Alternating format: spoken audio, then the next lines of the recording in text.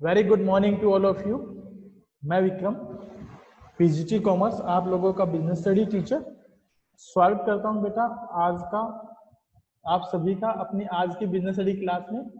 जैसा कि आपको पता है, till now we have completed unit number 6 and today we will start the unit number 7, that is sources of business finance. जब हम बात करते हैं सोर्सेज ऑफ बिजनेस फाइनेंस की बेटा, तो एक बात माइंड में आनी चाहिए, without finance nothing is possible in the business. अगर पैसा है तो आप रॉ मटेरियल खरीद सकते हैं, पैसा है तो अच्छा मैन पावर अपॉइंट कर सकते हैं, पैसा है तो ग्रोथ अपॉर्चुनिटी दे सकते हैं, पैसा है तो आप सर्वाइव कर सकते हैं लंबे समय तक। अगर आपके पास पैसा है तो आप इसको ये मानिए कि that is the life blood of the business. Without business finance you can not survive. Finance का होना बिजनेस में बहुत ही जरूरी है, जैसे कि हमारे शरीर में रक्त का होना, खून का होना, ब्लड का होना। तो इसके रिलेटेड अगर हम बात करें तो हमारा जो सिलेबस है उसमें हम बिजनेस फाइनेंस, इसका कंसेप्ट एंड इंपॉर्टेंस पे फोकस करेंगे। ओनर्स फंड, जिसमें equity share, preference share, retained earnings, global depository receipts, GDR जिनको बोलते हैं, ADR American depository receipts, international depository receipts IDR, borrowed fund, debentures and bonds, loan from financial institutions and commercial banks, public deposits, trade credits. ये basically कुछ points discuss करेंगे। In short में आपको कहूं तो हम यहाँ दो चीजें डिस्कस करने वाले हैं, एक तो ओनर्स फंड, दूसरा बोरोड फंड। और बिजनेस फाइनेंस के बारे में कंसेप्ट देखते हैं कि है क्या, क्या इसकी इंपॉर्टेंस है। ये बड़ी फेमस कोट है, finance is the life blood of any business. किसी भी बिजनेस का अगर हम ये बात करें कि लाइफ ब्लड क्या है, तो लाइफ ब्लड फाइनेंस है बेटा। विदाउट फाइनेंस आप कोई भी एक्टिविटी बिजनेस में परफॉर्म नहीं कर सकते। That is discussed with the meaning, nature and importance of business finance. First one, the requirement of funds by the business to carry out its various activities is called business finance. जब भी हम बात करते हैं बेटा business के अंदर business finance का, तो उससे हमारा मतलब होता है बिजनेस की जो डिफरेंट काइंड ऑफ एक्टिविटीज होती है, whether they are including buying the goods and services, whether they are including paying the salary, whether they are including paying the rent, whether they are including making the payment of transportation expenses, whether they are related to doing the growth and survival of the business, that all are related to your business finance. अगर business finance नहीं है तो आप मान के चलिए कि आप अपने बिजनेस में कोई भी एक्टिविटी कैरी नहीं कर सकते। So that's why it is called as finance is the life blood of any business. इसीलिए कहा जाता है कि जो फाइनेंस होता है वो किसी भी बिजनेस का खून है, लाइफ ब्लड है, जीविका रक्त वाहिनी है ना। उसको हम ये कहेंगे जीवन देने वाली जो है ना एक औषधि है, उसके बिना जो है बिजनेस चल नहीं पाएगा। चलिए, nature and features of business में सबसे पहले हम देखते हैं first point, that is related to a business can not function unless advocate funds are made available to it. जब तक कि बिजनेस में सफिशिएंट, एडवोकेट मतलब सफिशिएंट फंड अवेलेबल नहीं है, तो हम कोई भी बिजनेस का फंक्शन प्ले नहीं कर सकते। For carrying out various activities business requires money. Business को डिफरेंट एक्टिविटीज परफॉर्म करने के लिए जरूरी है कि उसके पास फंड होना चाहिए, मनी होनी चाहिए। सेकंड जो पॉइंट है हमारा, that is the initial capital contributed by the entrepreneur is not always sufficient to take care of all the financial requirements. जब भी हम ये बात करते हैं ना बिजनेसमैन बिजनेस में पैसा लगा देगा, that is sufficient. No, that will not be sufficient. Businessman को इनके इस पैसे के अलावा भी a business person required to take the loans from the other sources, required to take the funds from the other sources where the need for funds can be met. जहां से उसको पैसे की जरूरत पूरी हो सकती है वहां से उसको पैसा उधार लेना पड़ता है। इसके अकेले के द्वारा लगाया पैसा सफिशिएंट नहीं होता बिजनेस में, he requires more and more funds, and for that we are going to be discussed. There are two types of funds, owners fund and borrowers fund. Third one point है a clear assessment of the financial needs and the identification of various sources of finance. किसी भी business में हमें इस बात पर पूरा focus करना चाहिए कि हम अच्छे तरीके से, बहुत बढ़िया तरीके से, साइंटिफिक वे में ये असेस्ट कर पाए कि हमारी फाइनेंशियल नीड्स क्या हैं, और ये आइडेंटिफाइड कर पाए कि वो फाइनेंशियल नीड्स कहाँ से पूरी होंगी। Therefore is a significant aspect of running a business organisation. इसीलिए हम ये भी कहते हैं कि जो फाइनेंस है वो बिजनेस को रन करने के लिए एक बड़ा महत्वपूर्ण जो है ना एस्पेक्ट है, महत्वपूर्ण तत्व है, एलिमेंट है। The need for funds arises from the stage when an entrepreneur makes a decision to start a business। जब बिजनेस की में हम बात करते हैं पैसे की जरूरत कब होती है, तो बिजनेस में पैसे की जरूरत तभी क्रिएट हो जाती है जब एक बिजनेसमैन बिजनेस को चलाने के बारे में सोचता है। तो some funds are needed immediately, say for the purchase of plant, machinery, furniture and other fixed assets, and similarly some funds are required for day-to-day operations like purchasing of raw material on a regular basis, paying the salary, commission, material purchases, है ना, salaries to the employees। Also when the business expands, it needs fund।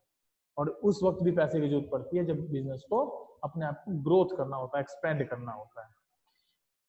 यहाँ basically हम बात करें nature of business finance की, तो उसको 5 points में हम कंक्लूड करते हैं। पहला पॉइंट है necessary for all types of business. Business चाहे छोटा हो चाहे बड़ा हो, कैसा ही बिजनेस क्यों ना हो, सभी प्रकार के बिजनेसेस के लिए बिजनेस फाइनेंस की जरूरत रहती है। दूसरा पॉइंट है depends on the size of business. Business के साइज पर डिपेंड करता है कि बिजनेस में कितने पैसे की जरूरत है। अगर बिजनेस छोटा है तो कम फंड की रिक्वायरमेंट है, बिजनेस बड़ा है तो हमें ज्यादा फंड की रिक्वायरमेंट है। Includes all types of capital. इसमें हर प्रकार की कैपिटल को शामिल करते चलते हैं, whether it is related to finance, owners fund, whether it is related to borrowed fund, चाहे किसी प्रकार की कैपिटल उधार का हो, खुद का हो, सब हम इसमें इंक्लूड करके चलते हैं। फ्लक्चुएटिंग नेचर है, टाइम टू टाइम बिंग ये बदलती रहती है, as per the requirement, time की जरूरत के हिसाब से इसमें चेंजेस आते रहते हैं। That's why it is called as fluctuating nature. Determining the size of business, और साथ ही साथ जो है ना बिजनेस के साइज को भी डिटरमाइन करता है। अगर आपके पास फाइनेंस अत्यधिक मात्रा में, बड़ी मात्रा में है, then you can easily start up a large size of business. अगर पैसा कम मात्रा में तो आप उसके अकॉर्डिंगली बिजनेस साइज अपना छोटा रखेंगे। चलिए, ये तो था हमारा नेचर एंड सिग्निफिकेंस। हम बात करते हैं इम्पोर्टेंस पर कि भाई क्या इसकी इम्पोर्टेंट है, इम्पोर्टेंस क्या है बिजनेस के अंदर, इसका महत्व क्या है, सिग्निफिकेंस क्या है। Finances are needed for the following reasons.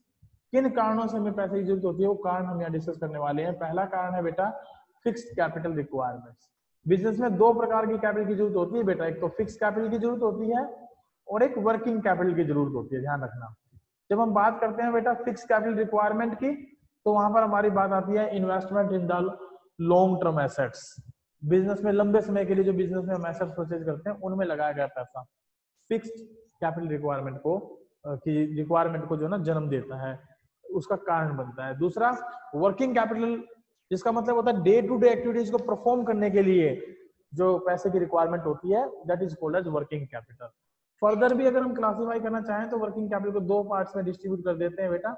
एक तो होती है ग्रोस वर्किंग कैपिटल और एक होती है नेट वर्किंग कैपिटल। आप लोगों ने अकाउंट में पढ़ा होगा, सर ने बताया होगा करंट एसेट्स और करंट लायबिलिटीज के बारे में बेटा। करंट एसेट्स और करंट लायबिलिटीज, अगर इन दोनों का डिफरेंस ले लिया जाए तो that will be termed as net working capital. उसे हम नेट वर्किंग कैपिटल के नाम से जानते हैं। और only the summation of current assets अगर कर दिया जाए that is to be called as gross working capital. तो यहाँ पर हम सिर्फ इतना ही समझेंगे कि दो प्रकार की होती है, ग्रोस वर्किंग कैपिटल और नेट वर्किंग कैपिटल। अब क्या कैसे इसकी रिक्वायरमेंट्स हैं, चलिए डिस्कस करते हैं। In order to start business, funds are required to purchase fixed assets like land, building, plant, machinery, furniture, fixtures, etc. This is known as fixed capital requirement of the enterprises. जब भी आपको पैसे की जरूरत है fixed assets में invest करने के लिए, तो उसके लिए जो पैसा आपको चाहिए that is to be termed as fixed capital. उसको हम फिक्स्ड कैपिटल के नाम से जानते हैं। और इसी के लिए जो पैसे की रिक्वायरमेंट होती है उसको बोलते हैं fixed capital requirement. The funds required in fixed assets remain invested in business for a long period of time. जो पैसा होता है इस प्रकार से फिक्स असेट्स में लगाने के लिए, वो हमें लंबे समय के लिए, लंबे पीरियड के लिए, मोर देन 1 ईयर के लिए रिक्वायर्ड होता है। Different business units need varying amount of fix assets, fix capital depending on the various factors such as nature of business, scale of operation, growth, expansion of business. हर प्रकार की business unit के लिए अलग अलग amount of fix capital की जरूरत पड़ती है। ये डिपेंड करता है उसके नेचर पर, उसके स्केल पर, उसकी ग्रोथ, एक्सपेंशन फैक्टर्स पर कि बिजनेस में ग्रोथ कितनी पॉसिबल है, एक्सपेंशन कितना हो सकता है, उसका नेचर क्या है, किस प्रकार का बिजनेस है, स्केल ऑफ बिजनेस ऑपरेशंस क्या है, इन पर डिपेंड करता है फिक्स कैपिटल रिक्वायरमेंट। जितना बड़ा बिजनेस होगा उतनी ज्यादा फिक्स कैपिटल की जरूरत होगी, जितना छोटा बिजनेस होगा उतनी कम फिक्स कैपिटल की जरूरत होगी। नेक्स्ट पॉइंट है नेचर ऑफ बिजनेस। अगर हम बात करते हैं नेचर ऑफ बिजनेस में, सो ट्रेडिंग कंसर्न फॉर एग्जांपल, इसके लिए एग्जांपल है थोड़ा सा ट्रेडिंग कंसर्न। ट्रेडिंग कंसर्न का मतलब होता है ऐसा ऑर्गेनाइजेशन बेटा जो कि गुड्स को डायरेक्टली परचेज करता है और सेल करता है। तो आप जरा सोचिए, अगर कोई बिजनेस ऐसा है जो गुड्स को डायरेक्टली परचेज करता है और सेल करता है, तो उसके लिए कंपैरेटिव अगर स्मॉल अमाउंट में require small amount of fix capital, क्योंकि उसके लिए उसको क्या नहीं करना पड़ता, उसको प्लांट, मशीनरी, बिल्डिंग ये नहीं खरीदनी पड़ती मैन्युफैक्चरिंग के लिए, as compare to manufacturing concern. इसका मतलब है ट्रेडिंग कंसर्न को मैन्युफैक्चरिंग कंसर्न की comparatively less amount of fix capital की जरूरत होती है। स्केल ऑफ ऑपरेशंस, स्केल का मतलब होता है बेटा प्रोडक्शन लेवल, हमारा लेवल ऑफ प्रोडक्शन कितना है।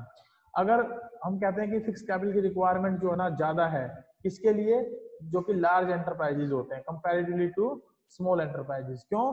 क्योंकि लार्ज एंटरप्राइजेस का स्केल ऑफ प्रोडक्शन ज्यादा होता है comparatively to small scale industries के लिए, जिनका प्रोडक्शन स्मॉल लेवल पर होता है, उनके मुकाबले इनके लिए पैसे की रिक्वायरमेंट ज्यादा रहती है। ग्रोथ एंड एक्सपेंशन, बिजनेस की यदि ग्रोथ और एक्सपेंशन को देखा जाए तो जो बिजनेस ग्रोइंग बिजनेस है जिसको हम एक्सपेंड कर सकते हैं, that required more fixed capital and working capital in comparatively to the business who is not having any chance of making any expansion. The requirement of working capital increases with the growth and expansion of business. यहाँ working capital के साथ बेटा fix capital आप लिखे, क्योंकि हम fix capital topic पढ़ रहे हैं ना, तो इट इज फिक्स कैपिटल। तो वहाँ फिक्स कैपिटल की रिक्वायरमेंट जो है ना हमें ज्यादा होती है कंपैरेटिव टू वर्किंग कैपिटल। हम यहाँ से हटा देते हैं, उसकी कैपिटल की रिक्वायरमेंट बढ़ जाती है जो बिजनेस ग्रोथ और एक्सपेंशन की तरफ अपना फोकस करता है। नेक्स्ट पॉइंट, जैसे कि मैंने आपको बताया था, there are two types of capital required. First one is fixed capital requirement, second one is working capital requirement. So next point है working capital requirements. The financial requirement of an enterprise do not end with the procurement of fixed assets. A business needs funds for it day to day operations. कोई भी business, किसी भी प्रकार का business है, यदि उसको अगर फिक्स एसेट्स मान लीजिए परचेज नहीं करनी है, या उसकी जो रिक्वायरमेंट है वो फिक्स एसेट्स तक की नहीं होती है, उसको ऐसा अमाउंट, ऐसा फंड भी चाहिए जो उसके रूटीन कार्यों को पूरा कर सके। जैसे सैलरी की पेमेंट है, जैसे रॉ मटेरियल परचेज करना है, वेजेस, टैक्सेस, रेंट पेड करने हैं, तो इनके लिए हमें फिक्स एसेट्स की जरूरत नहीं है। We require day to day working capital. So जो डे टू डे ऑपरेशंस के लिए जरूरत होती है उसको हम क्या बोलते हैं, working capital of the enterprise बोला जाता है। And generally it is used for holding current assets. इसका प्रयोग हम करंट एसेट्स को होल्ड करने के लिए करते हैं, such as stock of materials, bills receivables, meeting of current expenses like salaries, wages, taxes, rent etcetera. तो ये पार्टिकुलरली इन पर्पसेस के लिए हम इसको यूज करते हैं। The amount of working capital required varies from one business concern to another business depending on the various factors such as basis of sales, sales turnover, growth, expansion of business, technology upgradation, seasonal factors etc. ये सब जो है working capital requirement in particular factors के आधार पर depend करती है, ना कि हम ये कहें कि भाई जो बिजनेस में डे टू डे एक्टिविटीज है उनके आधार पर हम इनको डिटरमाइन कर पाते हैं, बल्कि सेल्स बेसिस क्या है हमारा, सेल्स टर्नओवर कैसी है, ग्रोथ एक्सपेंशन ऑफ बिजनेस कैसा है, टेक्नोलॉजी अपग्रेड करना चाहते हैं कि नहीं करना चाहते हैं, सीजनल फैक्टर्स की रिक्वायरमेंट कितनी है, तो इनके आधार पर भी हम वर्किंग कैपिटल डिटरमाइन कर सकते हैं। A business unit selling goods on credit और having a slow sales turnover would require more working capital as compared to concern selling its goods and services on cash basis.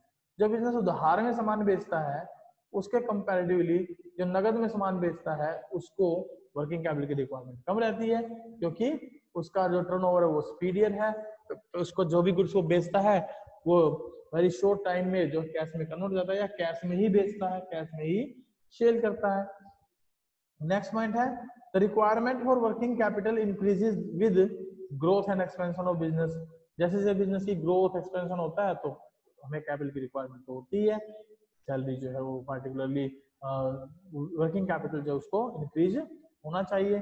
जो employees हैं यदि उनको अपना living standard बढ़ाना है तो हमें उनको एक अच्छी सैलरी प्रोवाइड करनी पड़ेगी। At the times, additional funds are required for upgrading the technology employed so that the cost of production or operations can be reduced. यदि हम प्रोडक्शन कॉस्ट को ऑपरेशन कॉस्ट को कम करना चाहते हैं तो हमें as per the latest technology working out करना पड़ेगा, काम करना पड़ेगा, क्योंकि जो लेटेस्ट टेक्नोलॉजी होगी वो मैक्स मिनिमम इनपुट्स में मैक्सिमम आउटपुट हमें दे पाएगी। Similarly, larger funds may be required by for building higher inventories for the festive season or to meet current debts or expense of the business or to shift to a new location. Particularly अगर हमें नए location पर shift होना है या हमारे current dates की payment करनी है या फेस्टिव सीजन है, फेस्टिवल सीजन है, तो उस दौरान हमें वर्किंग कैपिटल की रिक्वायरमेंट ज्यादा रहती है compare to fix capital requirement के। So it is therefore important to evaluate the different sources from where funds can be raised. तो ये जरूरी है कि हम उन सारे सोर्सेज के बारे में डिस्कशन करें, पढ़ें, जहां से हम ये सोर्स ऑफ फंड अवेलेबल कर सकते हैं, इसकी अवेलेबिलिटी करा सकते हैं। तो सेकंड पॉइंट हमारा आज का रहेगा classification of sources of funds on the basis of ownership. Ownership के आधार पर हम दो प्रकार की फंड्स को क्लासिफाई करते हैं। पहला फंड है हमारा ओनर्स फंड, दूसरा फंड है हमारा बोरोड फंड। ठीक है, तो on the basis of ownership the sources can be classified into owners fund and borrowed fund. तो difference between owners fund and borrowed fund की अगर हम बात करें तो ओनर्स फंड और बोरोड फंड को हम सिंपली डिफाइन करते हैं। Owners fund that is fund which is invested by the businessman into business. In the accountancy you also studied about it as equity. इसको हम इक्विटी फंड भी बोल देते हैं, इक्विटी कैपिटल भी बोल देते हैं, जिसमें बिजनेसमैन अपना खुद का पैसा बिजनेस में इन्वेस्ट करता है। और बोरोड फंड जिसको हम बोलते हैं लॉन्ग टर्म या शॉर्ट टर्म लायबिलिटीज, जिसमें हम उधार में पैसा लेकर बिजनेस में लगाते हैं, उसको हम बोरोड फंड बोलते हैं। तो फर्स्ट वन डिफरेंस रहेगा इनके बीच का on the behalf of the meaning. Owners funds mean funds that are provided by owners of an enterprises which may be sole trader or partner or a shareholder of a company. Apart from capital, it also include profits reinvested into business. कोई भी soul trader है, partner है, share holder है, तो business में जो खुद का पैसा लगाता है that is to be termed as owners fund. And borrowed fund क्या होता है? Refers to the fund raised through loans or borrowings. जैसे कि बैंक लोन हमने ले लिया, जैसे डिवेंचर हमने इशू कर दिए, जैसे कि हमने जो है मॉर्गेज लोन ले लिया, जैसे कि हमने पब्लिक डिपॉजिट्स ले लिया, ये सब क्या है? These are the borrowed funds. Next point है हमारा इसमें सोर्सेज। सोर्सेज में अगर बात करते हैं कौन कौन से सोर्स हैं ओनर्स फंड के? इक्विटी शेयर्स है, प्रेफरेंस शेयर है, रिटेन अर्निंग्स है, GDR है, ADR है, IDR है। These are the sources of fund जो कि हम पढ़ेंगे किसमें? ओनर्स फंड के अंदर। और बोरोड फंड में हम क्या पढ़ने वाले हैं? Debenture, loan from financial institution, loan from commercial banks और public deposits etcetera. Trade credit and inter corporate deposits etcetera में शामिल करके हम लोग चलते हैं। नेक्स्ट है time period. Generally, owners fund remains invested in the business for a longer duration and is not required to be refunded during an life period of a business. यानी कि वो फंड जो बिजनेस में लंबे समय तक invested रहता है और बिजनेस के समापन पर ही वापस मिलता है, जनरली उसे हम बोलते हैं बेटा ओनर्स फंड। जबकि बोरोड फंड जनरली क्या होता है? एक निश्चित समय अवधि के बाद फॉर स्पेसिफिक पीरियड के लिए होते हैं और उस पीरियड अवधि के बाद टर्म एंड कंडीशंस पर इनकी रीपेमेंट कर दी जाती है। एक्सपायरी ऑफ दैट पीरियड, जो पार्टिकुलर पीरियड के लिए हमने इनको इशू किया था या इस पैसे को अरेंज किया था, जब वो पीरियड एक्सपायर हो जाए तो उसके बाद हम इसको क्या कर देते हैं, रीपेड कर देते हैं, पैसा हम रीपेमेंट में कर देते हैं, उनका भुगतान कर देते हैं। नेक्स्ट है बेटा रिटर्न। रिटर्न को हम यहाँ पर इनकम के नाम से जान सकते हैं, इनकम, कि हमें कितना पैसा एज एन इनकम के तौर पे हमें यहाँ से मिलता है, तो इसको इनकम या यील्ड के नाम से भी जाना जाता है बेटा, YIELD, that is to be termed as yield, yield के नाम से भी इसको हम जान सकते हैं। So return on owners fund, equity और preference share is called dividend, which is a part of profit after tax distributed among the shareholders, and dividend is payable only when there are profits available of the company। जब company के पास profit available होते हैं तभी हम dividend paid कर सकते हैं बेटा, अदरवाइज डिविडेंड पेड नहीं किया जाता। It means they don't have any fix rate of returns, कि अगर प्रॉफिट बचे तो इनको डिविडेंड मिलेगा, प्रॉफिट नहीं बचे तो इनको डिविडेंड नहीं मिलने वाला। जबकि बोरोड फंड पर क्या होता है, एक fix rate of interest carry करती है, जिसको कूपन रेट बोल देते हैं basically. At the time its puts a loads of burden on the business as payment of interest is to be made even when the earnings are low और when loss is incurred. यानी कि जब loss हो या earnings लो हो तो ये एक पार्टिकुलर बर्डन डाल देते हैं बेटा, एक प्रकार का इनका बर्डन होता है, because they are to be termed as, they are to be charged as fixed charge irrespective of the incomes or the profit we have to make the payment for interest on borrowed fund, इसलिए ये burden create करते हैं business के ऊपर। Security, अगर security के भी point से देखें तो ओनर्स फंड सिक्योर्ड नहीं है, बोरोड फंड ज्यादा सिक्योर्ड है, क्योंकि एक निश्चित समय की अवधि के बाद हमें पैसा अवेलेबल हो जाएगा। नेक्स्ट है कंट्रोल। अगर हम बात करें कंट्रोल की, तो जो इक्विटी शेयर्स होते हैं, शेयर कैपिटल होती है, that having the control over the